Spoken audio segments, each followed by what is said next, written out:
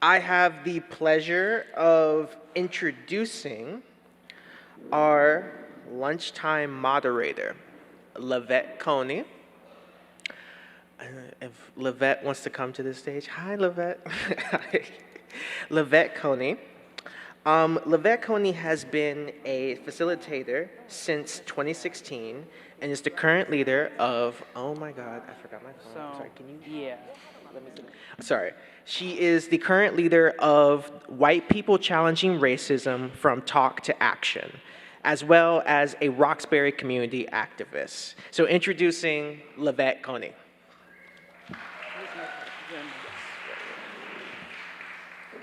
I am so happy to introduce the poet and cultural commentator, Theo Wilson, who is returning to the conference by popular demand, and I can see why, because I did my research. He's amazing. Theo Wilson became a speaker in his career with the N.A.A.C.P at the age of 15, and has always had a passion for social justice. Theo is now the executive director of Shop Talk Live, Inc. The organization uses the barbershop as a staging ground for community dialogue and healing. He published his first book in 2017, The Law of Action. His presentation today is Blackness, the words behind my walk. And if we can please introduce this king.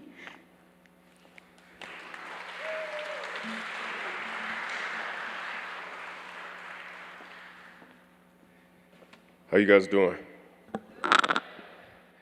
I'm so happy to be back here. Last time, I was presenting as a lecturer and I had a lot of academic stuff to say to you. But right now, I've been given the opportunity to go into my artistic roots, y'all. And this is something that I haven't done in a very, very long time. But the fact is, it's the foundation for what made me somebody that folks would want to pay any money to listen to speak anyway. I was a poet, am a poet, but before that, I thought I was a rapper, which was weird. I would rap about money I didn't have and girls I wasn't getting and cars I wasn't driving. And I would rap these things in this aggressive style based on a lifestyle I wasn't living. And I said, why am I up here lying to people? I was given a gift. And this gift is a spiritual gift. This gift is a gift for me to want to bring truth into the world, to bring light into the world. And so, I'm just gonna share with y'all 8 poems. I've been given 40 minutes to give y'all 8 poems. Can y'all say 8 poems? I'm gonna give y'all 8 poems from my entire walk as a poet. And this centers around just my black boy joy and my black boy sorrow and everything in between, leading me from black boy to black man. And the first thing I'm gonna share with y'all, I wrote this during the Obama administration, reflecting on my childhood. This is called Powerful. Can I get into my first poem? Oh, and by the way, this is spoken word, so like, sometimes we snap, you know what I'm saying? Give me that Love Jones action, you know, sometimes we snap a little bit. Sometimes it's give me one of them ancestral grunts, you know what I'm saying? It's call and response community, so if you feel it, say something, okay? And then if you don't say nothing, I'll be like, dang, they're not feeling it. All right, A woman, A and everybody in between, okay? All right. So this poem is called Powerful, and it goes like this. When I was a little kid, I dreamed of becoming the first ever black Batman. Because Lord knows my old neighborhood of Park Hill needed a defender. You see, the people there had been beaten purple by the gang war between red and blue. But to defend my old neighborhood, you'd have to fight the police too, because the heroes behind them badges was just pretenders. And I remember watching the Discovery Channel when I was just a little kid and thinking, why don't the zebras just run the lions over? Yeah, they're a prey species, but they outnumber the predators like 10 to 1. And then looking out my window with the flashing lights of a cop car and feeling like, dang, in this country, a prey species is what I already was. Have you ever just wished that you were powerful, Like God in the book of Genesis, when his words transformed to the sun, when he decreed, "Let there be light." And then there was light, and it was shining just like he said would be, as if those words were manifestation of his might. Lord, remember that we were made in his image. So if he peers into my pupils and his reflection ain't perfect, then it's my personal purpose on earth to tell that dirt to get to stepping. Because to achieve greatness or to be lesser, take the same amount of effort. It's about where you sacrifice versus where you want that blessing. Because without question, the first lesson they should have taught us in kindergarten was that words are magic. Because all you got to do is pass air through your lips and people can read your mind. So be mindful of the spell that you are casting. Because if you speak a dark curse into life, you can destroy someone's soul. Even if you was only 5 years old, how long have you been abusing your power? Adults, how might we maneuver knowing that our marriage was mangled because we misused our magic? And that slavery is passed down when we curse at our kids. Why do you think they call it a tongue lashing? Some of us black kids learn Willie Lynch before we learn the alphabet. Then they wonder why our reading scores hang below the others. Who needs jails and institutions when you can hear him speak and know that the child's already trapped inside the language of his mother or father?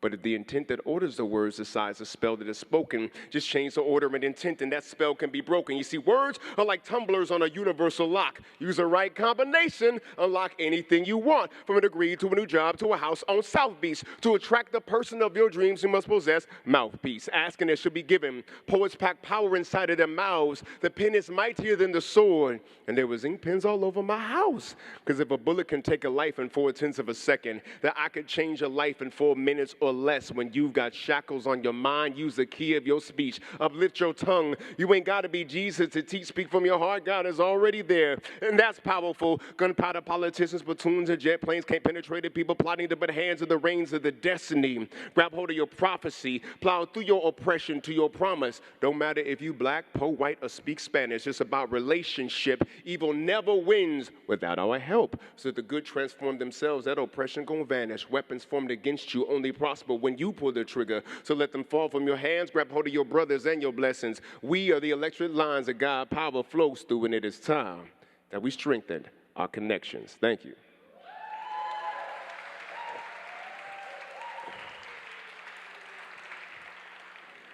That is poem number 1 of how many?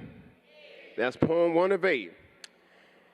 Now, slam poetry, we use all the words. The good ones, the bad ones, the ones in between. And so I had to do some editing of these, you know what I'm saying? Had to do a little bit of editing. So before I go into the second of 8 poems, I will say that poetry was my connection to my spirituality, but me and religion didn't get along. Me and organized religion haven't got along for decades. When I was a little kid, I'm gonna tell you something. I was the one in Sunday school class asking them questions. You know that kid? It's your boy. Yeah, sir. I was that kid, sir. Right? Asking them questions. And that led me to a journey. Now, my spoken word poetry name was Lucifer Fury. And if you ever have emailed me, you know that that's still my email handle. I didn't choose that name. That name chose me when I got called it for asking these questions. This poem is an explanation of those questions that maybe you and I have both shared. So this poem is called Salvation, and I tried to make it clean. So here's how I go. He said to me, "You ain't nothing but a hood Negro like me."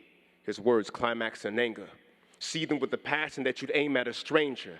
The freight trains of our ideologies had collided. A lifelong friendship's destiny lay undecided. As 2 black titans clashed like fireworks in the sky, blazing down our 25 that 4th of July, the Denver skyline flashed like diamonds. Yet the power was no match for these young black minds that were ours, and the power unleashed from a question so odd. He asked me at my essence what I was, and I answered a God. How dare I stand against the genocide of my kind, go toe-to-toe and throw down against the hands of time. My knuckles bare, he's mummified and shattered minds with the reach advantage. As long as the middle passes faster than the crack of a whip, he fears the muscle at the back of my lips. Behind your teeth can take your worldview and shatter that ish. Remind the people in these fearful times the bravery to open your eyes leads to the treasure in the sand beneath the ocean of lies. Now peep the scheme of the enemy. Convince the people that they're born in sin so they can look to him for their divinity and make you hate your flesh because you're shaped in iniquity. Trust in that religion and won't read about its history. And keep you in the dark about the murderous beginnings and say that weak flesh is why you can't stop sinning. They get you high off the church's musical theater. Yeah, the devil is a liar, yet you worship his creator. I'm sorry, preacher man, but these knees won't kneel no more because I'm standing in a field of war with the billions of souls at my back that may have died for a lie. They live again as flaming arrows that slice through the sky as spiritual warfare ignites. May your aim be true, eternity is the price, and let the truth be the victor as the pace excels, because the losers of this war face the gates of hell. And the battle cry is salvation. Salvation as I taste my tears. The war wages as I face my tears. In the dark as I question my faith on my knees as a child. I need answers, Lord Jesus, if you're really around. Like, why the world gotten worse since you saved us? Would Africans go to hell if whites didn't take us and break us out of our native ways and teach us to submit to you? They claim their ways are superior, but things they do in your name will make a dude despair. But ain't you say you know a tree by the fruit it bears? Then why your branches bear in holy war and mass murder? And the shepherds of your flocks be some dirty old perverts. Why they call me Lucifer? Because of questions I ask reveal confusions of your message in my Sunday school class. You know my heart, Lord, I'm only seeking truth, wisdom, and virtue. I guess the truth will set you free, but not before it hurts you. And I don't want to go to hell. But there's holes in this picture, because if truth can be questioned, then so can the scripture. And you can read them till you blind. They won't make you advance. No more than reading about Mike Tyson make you the champ. But I found one of some interest for those in darkness and lost, that if I shared it with my boy, would have been argument squash. You think the message men are gods is blasphemy as Christians think? Well, Psalms 82 verse 6 will have to disagree. John 10:34 will have to disagree. Ye are all gods. Read the context in the verse. Gee, I wonder why they don't teach this lesson at church. Well, if they look within, there'll be less money on the tithing plate. Think being made in his image means that God's a primate? We didn't create the universe, nor the wonders within, but got the same flavor of power lurking under our skin. And it's a sin to teach otherwise when inside of my brother's lies a warrior prince, if he would believe that it's there. And when you're swallowed up by others' lies, flooded with the bloody cries of lost souls drowning in their grief and despair, hop on the wings of truth and fly with me through night skies where inner peace calms at violent sea. See your reflection in the waves as the dawn glistens gold with its light, and watch the reflection of your face become the folks in your life. Now it's clear as day, the calm sea gives meaning to reflection. What if light and darkness in our world just be our own projection? And our angels and our demons be those of our own making. If you knew that heaven in your heart was yours for the taking, you stop worrying what other mother lovers in your world would do, because the only mother lover in your world is you. And that's salvation for all those who don't know what God gave you. Ignore your own power, steady asking for a savior. Think the devil is outside you? Then he's always going to win till you're convinced of your invincible within divinity within. Control your soul. It's game time, and we defeating all the odds. For if ye are all human, then ye are all gods. Thank you.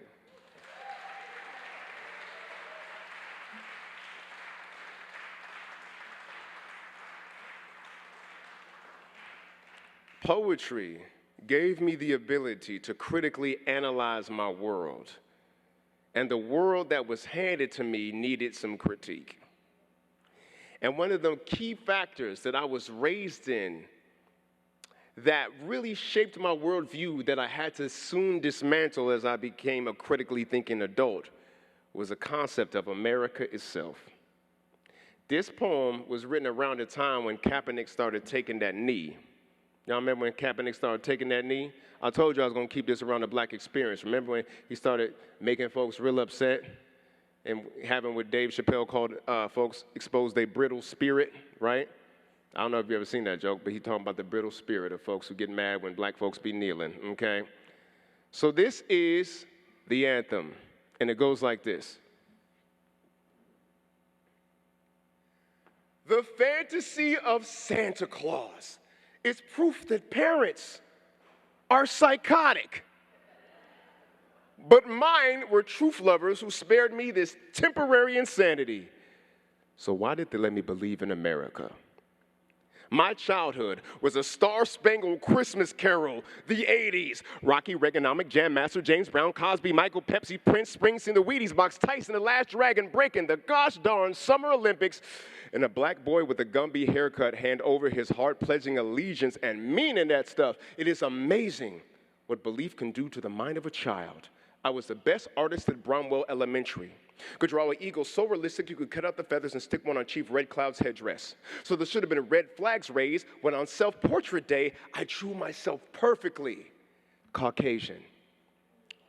Gee, I wonder where black kids learn to reject themselves. Don't believe the self-hate slavery talk. I'm not interested in effects, but causes. You see, when you mention this great country, and its anthems to freedoms, purple mountains of opportunity, just courts, dignified policing, and living wage, and my people don't know what the heck you're talking about? Because you superimpose these beautiful words over a Medusa-faced life experience. When those of us who think we tasted the pie only did so by sneaking in with enough green to mask the black of our bloodline, you begin to realize that these beautiful anthems weren't written for you.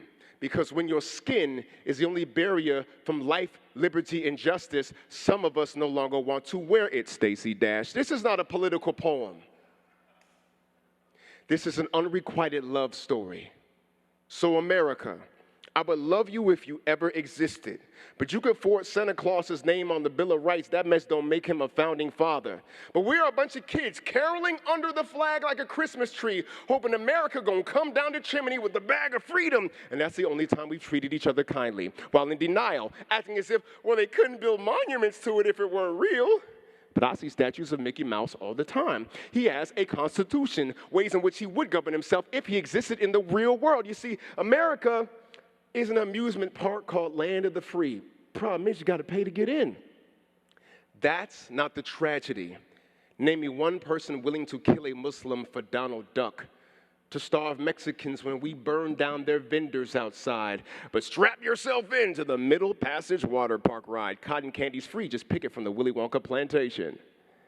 The founding fathers would have thought Obama's business suit was a mighty hot outfit for him to pick their cotton in, then beat him till he stopped calling himself Barack. But anyone who thinks that slavery only scarred black people generationally has never really looked into Sandy Hook, Jeffrey Dahmer, child porn rinks. Did you really think you could massacre a bunch of Powhatan Indians, go home and touch your wife the same? To teach your son to check his misguided aggression? To teach him why all of his bedtime stories have traces of indigenous blood on them, like all murders have trace elements of suicide? White America, erasing your history just makes you repeat it more efficiently.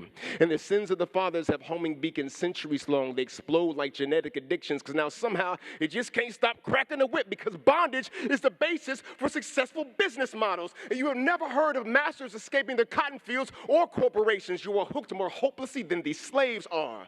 But when your power is so great no one can tell you the truth, then your karma need not come from anybody but you. See, Malcolm X didn't take down Enron.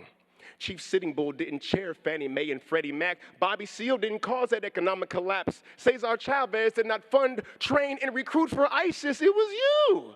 America, slave nation, now slave to international bankers. Federal Reserve Act of 1913. You sniped your conscience on the balcony of the Lorraine Motel in '68 back in Memphis, Tennessee. You cannot stand for freedom with a wounded knee when the Constitution is the CIA's favorite brand of toilet paper. When your best weapons are named for the tribes you have slaughtered. Black Hawk, Comanche, Tomahawk, Apache. When Lincoln's voice cannot be heard over the Cannon Symphony. When Washington's heroism is about as real as Wolverine's, it means that you've fallen so far short of your Christian ideals you had to invent another savior for the holidays. The fantasy of Santa Claus is proof that parents are psychotic. And maybe I'm still that patriot, but the rocket's red glares burn the wool from my eyes. I see you for what you never became. You are a star-spangled abortion, because we the people ain't never been a nation. Just a bunch of children who was born here trying to make it. But these well-meaning anthems have cost too many lives to act like they've been lived up to, but the band plays on. The anthem's blaring, hands still over our hearts, beating red, white, and broken.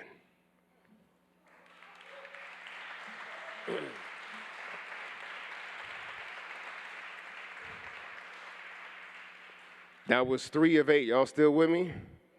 Okay. And now for my serious poem. We're going to go serious one more time, and then we're going to switch it up a little bit. The last day that I was an American, at least in my heart, was August 15, 2003. I will explain in this poem. I'm just going to go into it. This poem is called Alonzo. Alonzo's birthday was the day before mine, so to make us feel special, our moms made us share a cake. He was a kid who always used his fingers for forks and the frosting for Spider-Man face paint. Well, these days, forks are no challenge, but birthdays are kind of hard for Alonzo. See, he hasn't had one since 2011, courtesy of Denver police, who snuffed the candles in his lungs with a taser shock for every year of his life that he breathed. They said that his strength was superhuman, like Spider-Man. An altercation with a zoo rent-a-cop got out of hand. They treated the animals there more humanely. This black man taking his last breath yards away from African creatures in cages. And I know that there's a metaphor in there somewhere, but all I remember was his name on the news. Wondering why some disturbance in the force hadn't warned me. Wondering if the sound waves played tricks on the air. Wondering if he indeed just walked through heaven's gates. Why I wasn't the one greeting him there. You see, 8 years before, the police handcuffed me to a chair and beat me like I stole the tax dollars I already paid them, my parents' investment in me in their crosshairs. Every gas mile, every meal, every storybook lesson rests in the hands of Uncle Sam's new slave patrol weapons. But when the beast spit you out alive, bathed into sweat from the moment you thought was the last before you died. Who teaches you how to deal with regretting survival? When the shame at a second chance got you nearly suicidal. Alonzo, it should have been you writing this poem. Instead, I speak the ballad of another dead soldier. In this war we never asked for, old as history's pages. You and I, African creatures born into uniform, doing life in invisible cages. This is the ballad of another dead soldier, where the bullets kept going like the families had to, and ricocheting off the tombstones I keep as taste buds in the graveyard that sings in my mouth. Like I can somehow speak their alternate futures into this one. Like somewhere magically right now, Trayvon Martin is a model. All 6'3" of his now chiseled frame, standing tall like the pride of his mama. Beard game on 100 like his daddy. Clean, like Zimmerman's hands had he just followed directions. And summer right now, Oscar Grant is an actor alongside Michael B. Jordan, never knowing that he's staring at his movie reflection in Fruitvale Station. It's just another train stop. In summer right now, George Floyd's lungs never paused for a moment of silence. His heart never called in black between the beats. Instead, he screamed, "I can't breathe," from laughter that Christmas when his daughter got licorice stuck in her teeth. In summer right now, Sandra Bland just received her first nonprofit grant. She and her fiance welcomed a child last November, all because a cop swallowed his pride in a Texas traffic stop in an incident he barely remembers. See, these are the lives in Black Lives Matter. The haters never hear past the black. Just get triggered from being awakened from their raceless slumbers, content with real destinies reduced to faceless numbers. And summer right now, Alonzo actually made it out of that zoo, and somewhere tragically, I made it onto the news. And this poem was never written, and you're not in these seats, just a candlelight vigil held in my tomb. But for reasons I cannot name, I survived. Here to eulogize the fallen, and I must go on coping with the guilt of being alive. Won't you join me in singing their songs? Our voices ringing out like the Battle of Jericho until the blue wall of silence falls. Until the blue wall of silence falls. Into the blue wall of silence falls. Thank you. Thank you. She said sometimes when you spit some hot fire, you need a little water, you know. Whatever happened to love, y'all? You talk about something that's missing from the culture. I, as a child of the 80s, raised in the 90s, I remember the slow jam. Y'all remember the slow jam? At the end of the dance, you know what I'm talking about? Where every song was dang near a wedding proposal. Sweet lady, won't you be my sweet love for my lifetime? That's a long time, brother. I'll be there when you need me, just call it. Uh-huh, right? And the women did it too. I will cross the ocean for you.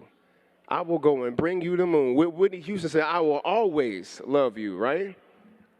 And you know, I think what kept love together was there was always that brother, you know, that smooth brother. He could sing better than you. He could dance better than you. I called him Jeromeon. Jeromeon was always out there, you know. Your girl, she think Jeromeon is fine. Now, she faithful, but if you ever mess up, Jeromeon, he will do all the things that your man won't do. He said, tell me what kind of, okay, look here. But also, when love was in the air, there was a spell that bound people together. You understand? And I remember I wrote this poem just wanting love. You know what I'm saying? Like, when I'm alone in my room, sometimes I stare at the wall and then my back, okay. This was like that. This was Love Song. And it goes like this. We're going to talk about love. Baby, I want you to meet me on down by the riverside, underneath that old sycamore tree, at the time of the day where the sun turns the leaves into shiny new pennies. God will release Van Gogh to paint us a sunset this evening, so rest on down here, woman, and talk with me. Initiate me into the mysteries of you. Why does your mouth taste like the only language you ever spoke was the tongue of the answered prayer? Why do your hands feel like sunrise on a planet I never dreamed of? Your palms warm and invincible like they were built for cradling a Messiah, to shelter a tiny angel who has your eyes and my smile and a soul so bright that it shines just like the words, I love you. Because I just wanted somebody to walk down this road with me, because even my stride was getting lonely. Because somewhere out there, there's a promise that the finite steps that we take here on earth is going to come with a matching set of footprints. Someone to speak to me with an empty clip in their voice, as my soul is not always bulletproof, but to weather life's storms from the deck of our friendship and to be guided safely ashore by the lighthouse of our forgiveness. So baby, come on and pick a fight with gravity with me. Take its lunch money and invest it in our trust fund so our faith and our fidelity is an asset that keeps on rising. Because your word is a bond with appreciating value. Your skin is a poem written in pure sunlight in Swahili, so my fingertips are solar panels, baby. You stir up my soul like a Negro spiritual melody, and I could ice skate on every note that you sing, then shoot your smile into my veins until it stops the aging process, so my addiction to your joy is what keeps me forever young. So if you're ready to dance with me for a lifetime, I promise to try not to step on your feet. Play me your song, and I will clap to its rhythm and crush the stars into the glitter in your lip gloss so I can taste the light of the cosmos while savoring your lips. Because, baby, every story is a love story, a raindrop into the mighty river we are. And you and I were once twin ripples in the Nile, the sun kissing our crests to our first halos. Side by side, we shouldered ships carrying pyramid bricks and guided them safely into the arms of history. So I ain't afraid of carrying the weight of a lifetime with you when we have lifted empires to their feet already. You bring me more joy than I could show you with this ring. So I've taken the millions of mental snapshots of the moment you've made me happy and fashion them into a brand new pair of wings. I've carved each laugh into a feather. Come fly with me, and I will carry you as I glide over the surface of the waters. Hold your arms out like the Savior so you could tiptoe across the waves. And when the winds can no longer carry us, when our golden years blow in like leaves in the autumn of our lives, when the breath of time erodes the youth from your face like the Sphinx, then I will softly drag my pen through the darkest parts of your wrinkles and use the shadows as ink to pen my greatest verse. The psalm of our love, the story of a river, how we played in its tributaries for a lifetime and let it wash our soil and our sins away, how I bathed your feet in its delta so you could run to me in heaven like tears sprinkling to the tip of my chin. Gather the children around when I leave. and whispering me riddles in my ear that only our loved ones on the other side will be able to answer. And I promise to caress your face like your cheek was the only tangible proof of God I ever needed in this lifetime. Let my last words evaporate into the atmosphere and fall as a raindrop back into this river. May it water the roots of the sycamore tree we rest under. May it find the sea and shoulder the cruise liners of our grandchildren's honeymoons. May it mix the ink in the pen of a poet sitting on the banks of the mighty Mississippi and finally writing the world's greatest love song. Thank you. What happened to love?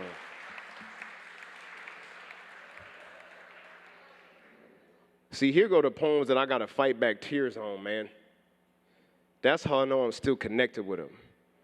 And a poem should do that. Like a poem should actually get your heart going. We got heroes, man. This poem is about a hero that pretty much is undeniable. You're going to know who it is right away.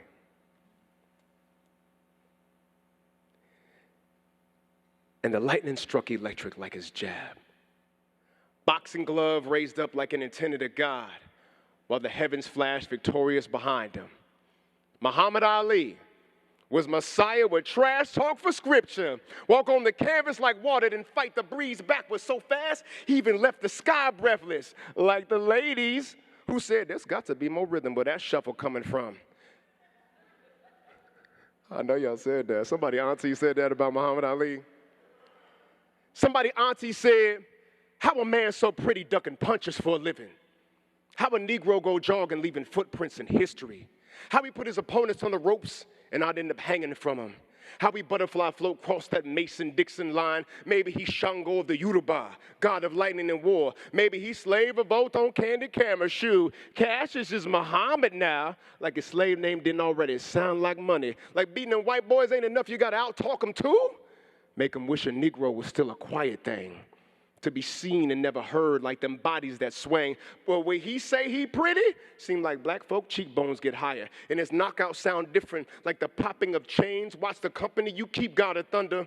Your jab is fast, but them bullets striking Malcolm was quicker. How you know they weren't aiming for your crown and missed you? How Sam Cooke is in the coffin, but you Thriller Manila. Don't you backtalk your draft card and expect to keep your title? They say, we've been growing Negroes like you since y'all came with price tags. But they didn't know that your words would get so big they put a war in check. Left hook knocked their helicopters right out the sky. Should've known Superman ain't from Krypton. They from cotton fields and sun. With hands so fast they conquer earth without raising a gun. And when the world scream his name, you better listen. Because George Foreman's on his back. Sonny Liston's posterized. Joe Frazier got him once. Next time got caught slipping. When the lightning grows the flesh of a black man. When the sky calls a downtrodden people to their feet, when their backbone raised up like an antenna to God, when the lynch mob backs down at the glint of his teeth, you are in the presence of the greatest. Ali, Shango, god of war, back to set his people free. Walk around like thunder with baby-faced cheeks while I say, rumble, young man, rumble. Even when Parkinson's took your rhythm, you shuffled. When them tremors shook your hands like your hands shook up the world. Nerves short-circuiting the man made of lightning. I could still see Shango crackling in your eyes, sticking it out to them championship rounds of life. And when my back's against the rope to find something to live for, when victory looked like leaving some other way than me, then I get a visit from the greatest, Ali. And how his jab was once a bridge to my own father. How when silence took our words, we had boxing in common, lace gloves and quality time, black men finding their spine, because the fight is how you go to war and make it back alive. And when Ali sloughed his body off like a robe at ringside, when his electric returned to the wind, I hear him dancing in the thunderstorm across the canvas of the sky, and I think, rumble, young man, rumble. Thank you.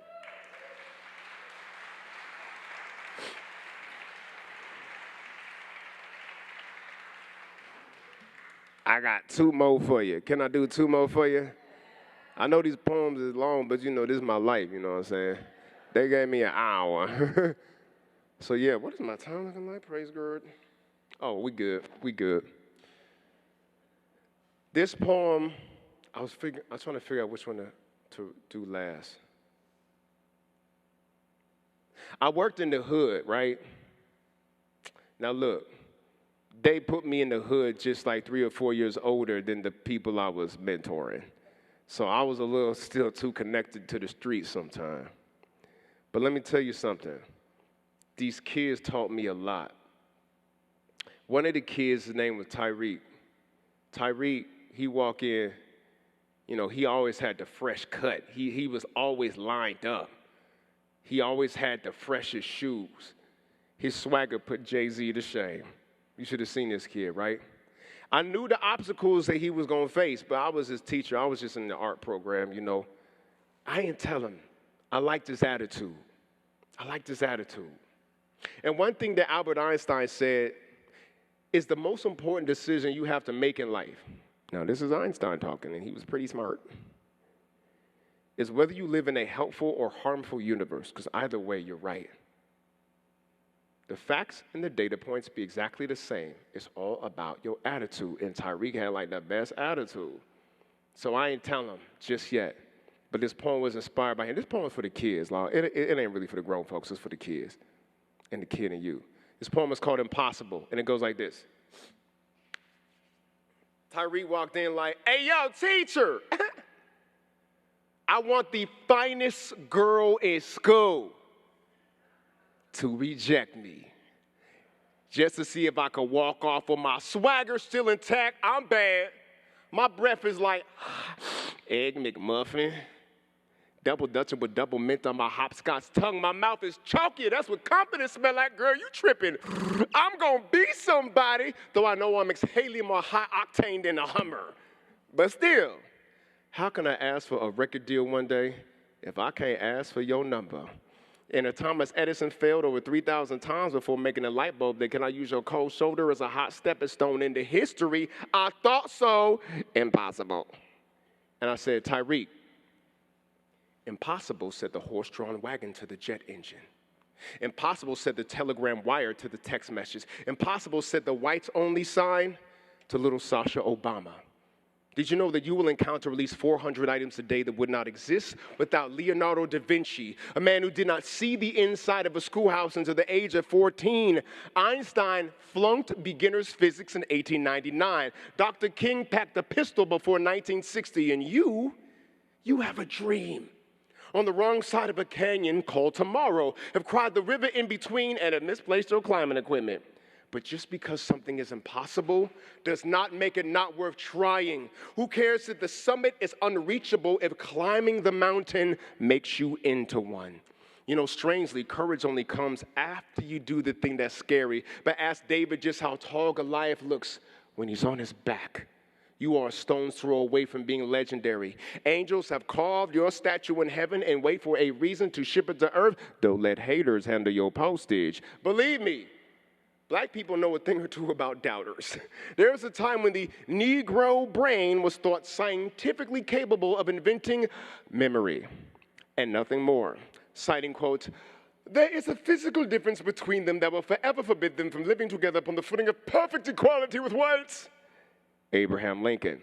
Now, as articulate as that may be, I believe the Black folks who invented the air conditioner, almanac, elevator, traffic light, super circle, cell phone, peanut butter, the pyramids, and fire will disagree. Mr. Lincoln, we got a wireless call from your ego. He said, emancipate that. Show me you're impossible. Tell me it can't be done. I'll show you a climb to a height unreachable. Is a climb already begun? Impossible, says the cancerous tumor, to its extinction. Says war-torn parts of Africa to their return to global glory. Says the shooting rampage to its pending place in ancient history. Says the oil company to sustainable being the new word for duh. Do these corporate executives know that we inhale at least 10 sextillion atoms in every breath? Meaning due to global wind patterns over 1 year's time, you will breathe an atom breathed by everyone on earth and who has ever lived. Meaning this poem is likely literally being brought to you by Shakespeare, Joan of Arc, Kennedy, Tubman, Dubois, Guevara, Yeshua, Yo Mama, and all of them asking, who needs to be a millionaire when you could be a mountain? Teaching the haters, sorry, this is happening in the background, distracting me, my bad. Oh, Lord, where's my poem? Hello, poem, right? Forget a millionaire who wants to be a mountain anymore. Keeping the script flipping more hardcore than parkour. Reminding the haters, your failures are not my border patrol. My dreams ain't your dartboard. I want the finest minds in science to reject my potential and see they can walk off with their faces still intact. Oh, I'm bad. My breath is like humanity. Limitless, unbounded, and impossibly free. Thank you.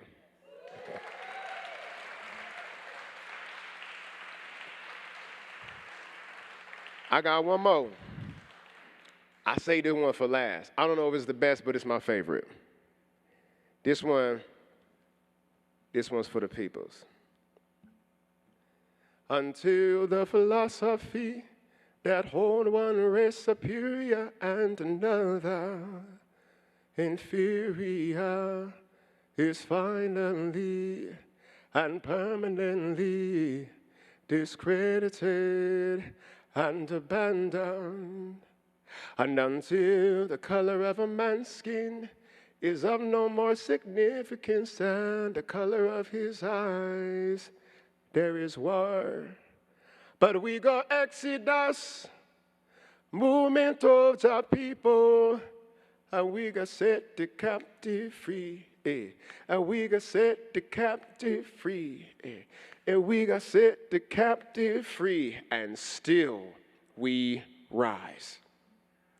Maya told me of the greatness we'll become. See, you can take the black man out of Africa, his heart beats still the drum. And America rose to the rhythm of my resilience. History's greatest survival story written while they was killing us by the millions, still black and brilliant. You know, nothing supposedly inferior could survive the march from the interior.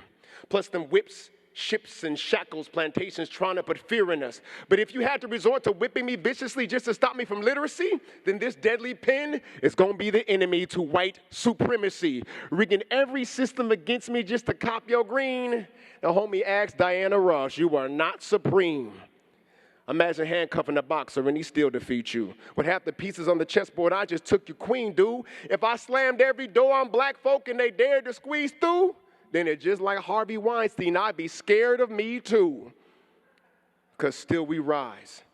Burning bright as the eye of God when it banged light through the void, as black as the death of a son. Black like the kinks in Harriet Tubman's hair reborn, as a rifling grooves inside Huey P. Newton's gun. I am the slave sorrow dancing off Ray Charles's fingertips. I am the cotton thorns in Mahalia Jackson's gospel rips. I am Louis' trumpet blending voodoo and Christ with cracked lips. I am MJ moonwalking over broken memories of blackness. I am surviving self-hatred even when preached from the pulpit. The kind that made Africans burn their kinks until straight into bullwhips.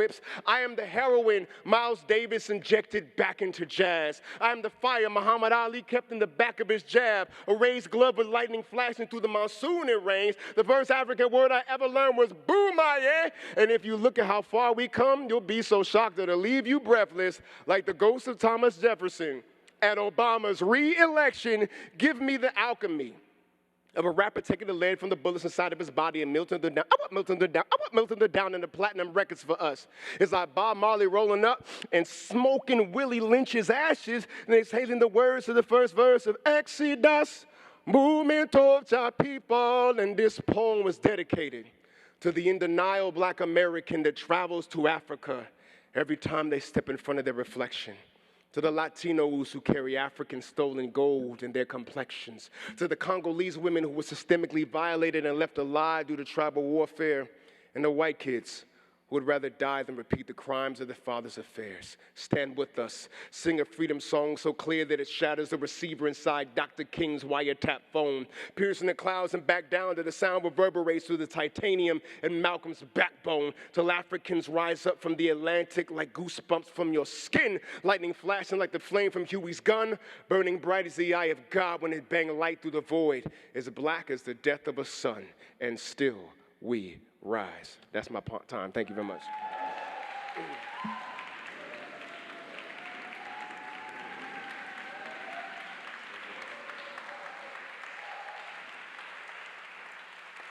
I guess we'll take some questions. I don't know about the rest of you all, but I'm so happy he came back. How about you all? Another round of applause, please. So we will now open up for questions from the audience.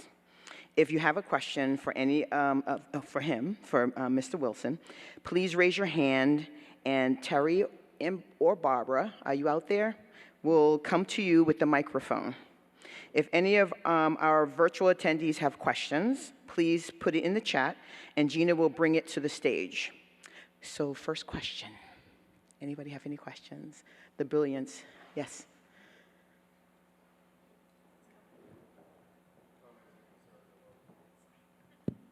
I think it's on. Can you hear me? Yeah? Is this? Yes. Does it sound like? Okay. So my grandfather in Barbados called me questionnaire at the age of 4. And as you're all seeing, I have lots of questions that haven't changed. Theo, amazing. As always. Thank you. Could you share with us your process for creating a poem, a spoken word poem? I have no idea how you do it. It's brilliant, and you're drawing from so many places, so I'd be interested to know that. Thank you. My process is first understanding what it takes to be a poet. And I believe that a poet should have a sense of beauty like a comedian has a sense of humor. Sense meaning a faculty of detection. You have to be able to sense beauty. And it comes in all of these interesting varieties. Like a photographer can show you a picture of something you've seen 1 billion times, but you've never seen it like that. To me, that's a poet's job. And to detect it and to tell it piercingly to an audience. My creation process happens when something strikes me like a muse. And my muses be colors, man. Like they be gold sometimes, or sometimes they're a little bit green and maybe red. And they have like a musical note progression with them. And they have a single punchline or a single message. And my job is to put that muse in all of its glory inside of your heart. And I build the word bridge to get you there. That's what I do. And I didn't realize that I was developing this as a kid with manic depression.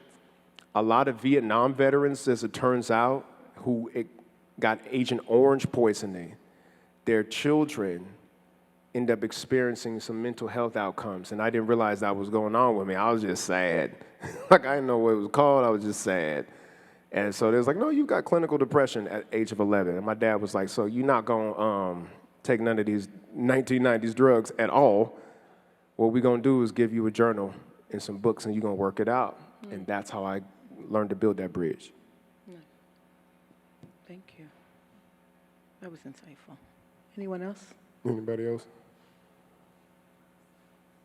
Because if not, I'm about to go, like, chill out with y'all. I know. Are you published? Can we get copies? I'm so glad you asked me that, my dear. Certainly. I'm so bad at, like, self-promotion. I literally have a book that's written and published, and you can find it on my website, theowilson.net. Yeah, you can. Or I should have brought copies. I'm not even good at like bringing copies for like speaking engagements. But you can look me up. It's The Law of Action. Y'all remember The Secret when The Secret came out? Everybody was like, The Secret, Law of Attraction, make a vision board, think positive. Then they started like releasing videos like, so it don't work all the way like that? I was like, I didn't think so, because I put a $100 bill over my like bed and I never manifested no money. Well, it turns out the law of attraction is the energetically feminine half of an older law called the law of opportunity, whose energetically masculine half was the law of action. And so I wrote a whole book about that and how once I kicked that into gear, then the attraction started showing up, and then all the opportunities from the TED Talk to my show on the History Channel, all of that opened up after I kicked in the law of action, which kicked in the law of attraction.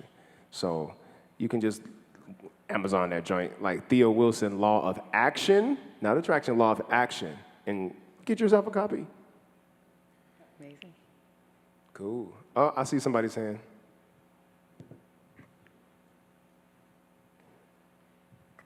Hello, thank you again. That was amazing. And it's a pleasure to hear you deliver your poetry again. And I'm going to apologize. I'm an English professor, so I analyzed. But in your first 4 poems in particular, I noticed there's a strong interest in childhood stories and myth and superheroes. I'll be wondering, could you say more about the way in which those myth, childhood stories, Batman, Spider-Man, Wolverine, the way they're sort of functioning in your poetry or in your imagination? So I draw. That's like the first scholarship I got was like as an artist. And I was always drawing superheroes. And I made my own superheroes up when I was a kid. But I think superheroes are just a pantheon of gods that we create in modern culture without the worship element. But they are crystallizations of human potential, often animal potentials. Like we see animals as like very, very superb. They have all these gifts that we wish we could have. You know what I mean? And so dealing with powerlessness, which I was sadly all too acquainted with, it leans into superheroes more, these masculine archetypes if you're a young man who's looking for power. You see what I'm saying? And without harming anybody, they were always beneficial. They always wanted to help. And boyhood to manhood began to take me on a journey of unpacking the more toxic elements of my masculinity. And it was like, there's a healthy masculinity. Like, there's a way in which men derive value from protection. Men derive value from being able to provide. We derive like internal spiritual value from overcoming challenges. And poetry was a challenge that I overcame, and so those archetypes showed up. Hi, thank you again. That was really amazing. It actually made me tear up a little bit. I wanted to ask you two questions. One is, what inspires your poetry, or who inspires your poetry? And also, what do you hope your listeners get out of your poetry? Thank you. Life inspires my poetry. Early on, I saw an interesting thing around the poets that I was coming up in the slam scene with. And some of them were incredibly gifted, but talent didn't always equal character. And I saw sometimes poets who would lean too much on their talent, and they would end up walking down these errant paths that would have them write errant poetry beautifully.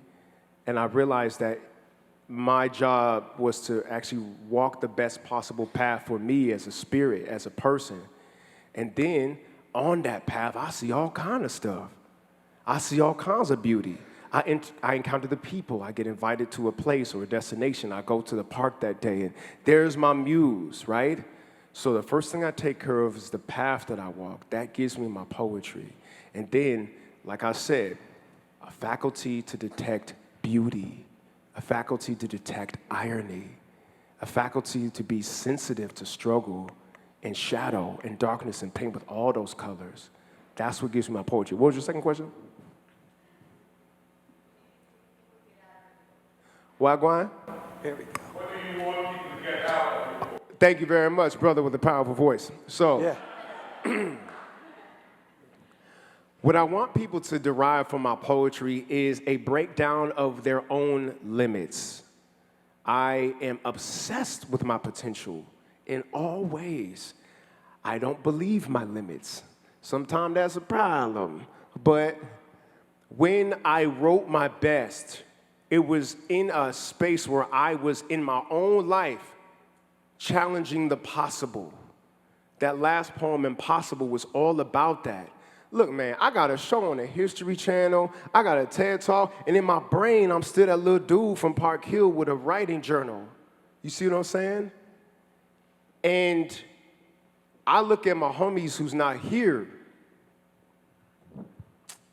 Wasn't but a square inch of separation between me and them. I would like to say it was my daddy, but some of them had their daddies too. Their daddy was just different than mine. And sometimes that don't even matter because the police almost killed me. See what I'm saying? I'm gonna be honest with you. I'll be grateful for my life because on August 15, 2003, that would have been the second date on my tombstone. I just crossed the 20-year anniversary of that. And like, yo, if I can generate from my audience just joie de vivre, a joy of being alive, then that is the most important thing. And then I don't know what's gonna happen, but y'all do what y'all do with that. But I'm here to share my joy at life, and that comes from a lot of the things I write poetry about.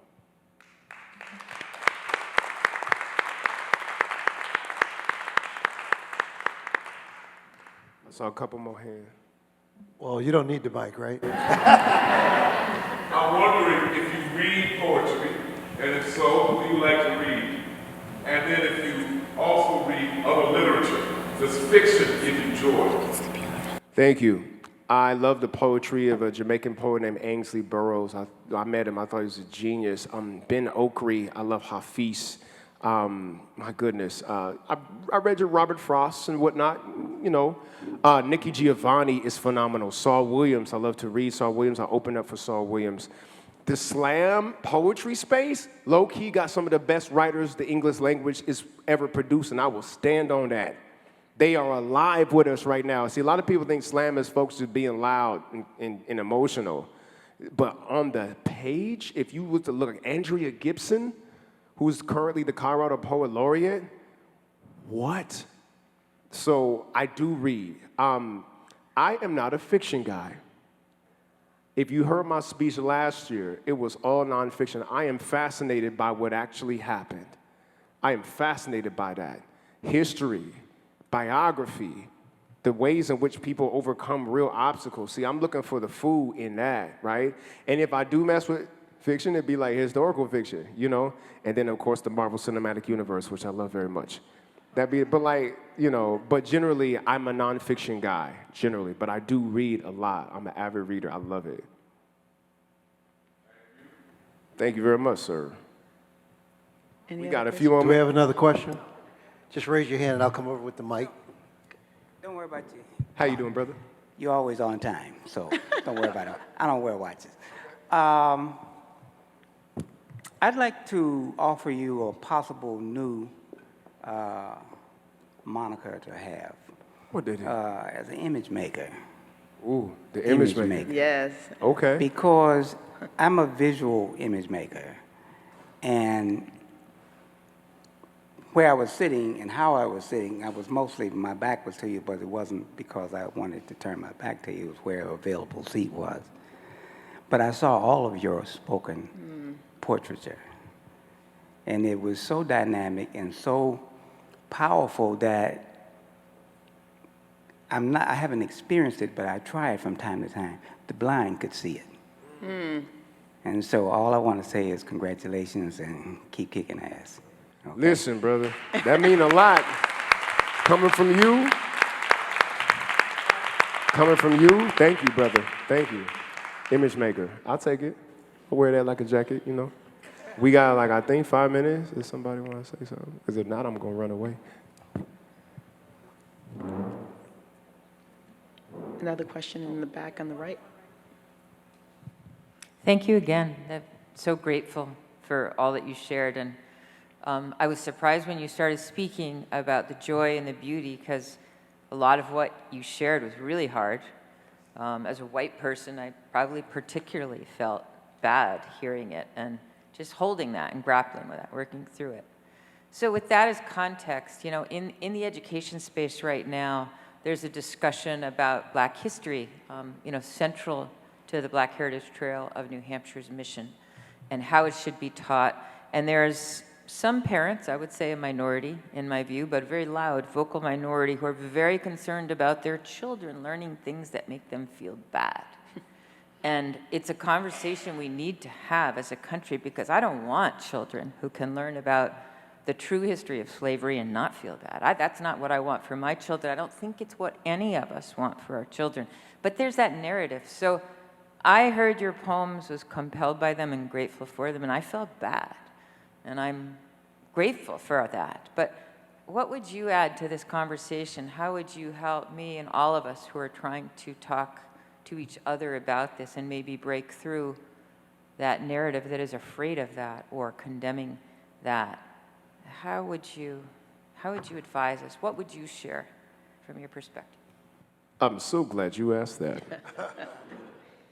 One of the lines I said in my poem, The Anthem, is, erasing your history make you repeat it more efficiently. And those who are erasing history are on the verge of repeating it. Poetry is the last place that I saw that I could tell the whole truth, nothing but the truth, so help you God, to an audience of strangers. You understand me? my job, my charge was to go into the darkness. I paint with dark colors sometimes. Later, Impossible, of course, that was a poem that had more like light and stuff like that. But I tried to put the heavier poems in the beginning and the lighter poems at the end. But America has a problem with history because America's the land of forgetting. This the land of forgetting, ain't it? Even white people, when they came over here, don't you speak that Polish? They beat you out of that. Don't you speak that Gaelic if you Irish? Don't you speak that German if you German? Don't you speak that, right? What Ta-Nehisi Coates calls talisman of whiteness implies forgetting. When you have a power structure based on a zero-sum game, you are invested in that even indirectly if the threat of loss is at your doorstep, if you think opening your mind will have you lose anything material, right? What these folks don't understand is that reaction in white folks, I'm going to call it what it is, that reaction in white folks, specifically white parents who lean conservative, let's call it what it is, was planned on. Those folks didn't even know that the Daughters of the American Confederacy, Mildred Rutherford and them, who rewrote history books as early as the 1870s and had influence up until now, are the reason why they think that critical race theory is indoctrination. No, buddy, you've been indoctrinated. We're trying to clean you up. They have been the planned outcome of imperialist history. They are exactly what Mildred Rutherford and the Daughters of the American Confederacy predicted. Specifically, this debate around history now. And by the way, I went to Florida A&M University, 8 blocks from where Ron DeSantis sits. So we was real familiar with this even before he got in office, before him, Jeb Bush was governor when I was down there. And whiteness as a construct is a social prosthesis that denies white folks their humanity. And one of the main things that is the gateway into that humanity is compassion, which means you'd have to feel other people's pain. You said you don't want no kids who can't feel that pain. That's right, because if they couldn't feel that pain, they'd be sociopaths. And the construct of whiteness is sociopathic, necessarily. It is something that is created to numb you to the suffering, or else how could you sleep at night? Having all these Africans and indigenous people beneath the floorboards of your shiny golden empire on the hill. You had to go to sleep knowing that the bodies in the ground was placed there by you, your daddy, or granddaddy. And now, the first thing we must unpack is the zero-sum game. I understand zero-sum thinking. Historically, we needed it. I get it, right? We couldn't engineer it, but now we got like literally aeroponics. We can grow food from like towers and stuff, right? We have out-evolved a zero-sum game, but they don't know it yet. Zero-sum thinking is a lie. And if white folks, or folks who have been classified as white, as James Baldwin says, don't divest from whiteness, not only will they not gain the humanity that was lost in that trade-off, their children won't either. And they won't be able to say it was, 150 years ago. Oh, that was the 1960s. That was the 1930s. No, it will be a new generation, devoid from their humanity, that my daughters will have to fight for her humanity. So if you don't want to hear about white folks suppressing black voices in the past, don't suppress them today. That's what I say to them folks. Wow.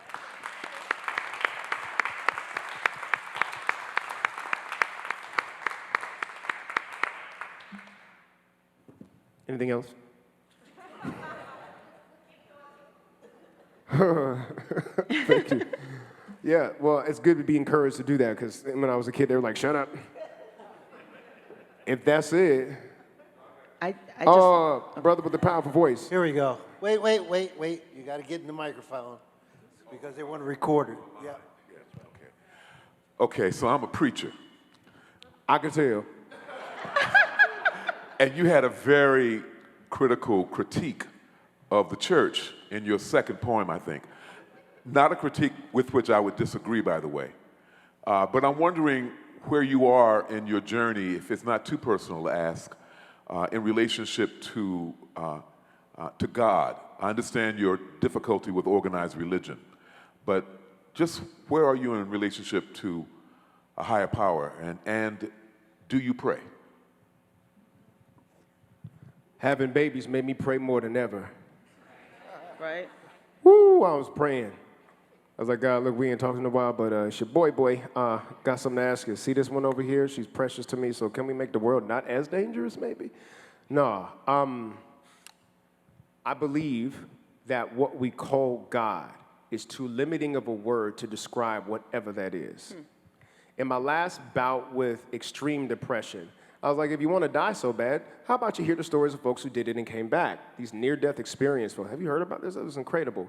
But apparently the most seminal invention that we've ever done is the EKG heart, that thing that shocks you like, clear! That thing brought folks back across the veil. And we're talking about clinical death. No heart or brain activity. And these people from the corner of the room will describe to you everything that happened. Now, this means to me that at least we have anecdotal evidence that there's something more. One of those people was my ex-girlfriend's father. Anthony Bowden used to play for the Cowboys, okay? Anthony Bowden, I used to date his daughter. And Anthony Bowden got pronounced dead 3 times. The third one is the one that stuck. But in between the second and third, I talked to him. And he said, listen to me, son. When I tell you I was alive, and more alive than I've ever been, that's what happened to me before I came back into this broken body. So by the time he actually passed away the final time, my tears were of joy, and I was like, thank you for returning to your essence, brother, because this body of yours was broken. It was broken. The point is this. They all come back with the same dang message. This life is to do 2 things. Learn as much as you can and love as much as you can. It's simple. Like, it's simple. That's my star north. And one of the people who embodied that was the figure we call Yeshua. Christ consciousness. I'm not going to sit here and argue about what Jesus was or wasn't. Was he black or brown? He was middle brown, Middle Eastern, but he was a black man, a Hebrew. I don't care. What I know is that Christ consciousness is a consciousness that is driven by love, i.e. seeing other as self, i.e. making sure that you protect folks. And it says the kingdom is within. When you have Christ consciousness, like you be in low-key heaven. There are moments, I must quietly confess, where gratitude overwhelms me, and I don't tell nobody. I might just be crying, and I just be so happy to be me, happy to have walked this path, happy to survive August 15, 2003. And their gratitude and their joy and love as much as you can and learn as much as you can is my magnetic compass north. And whatever you call it, that's what God is to me. All right, I appreciate y'all. I know we out of time. Thank you very much. So Amen. in closing, you did say that there are a lot of poets that you consider to be a genius. I consider you to be a genius as well. Your poetic insight has touched me. Thank you, everybody.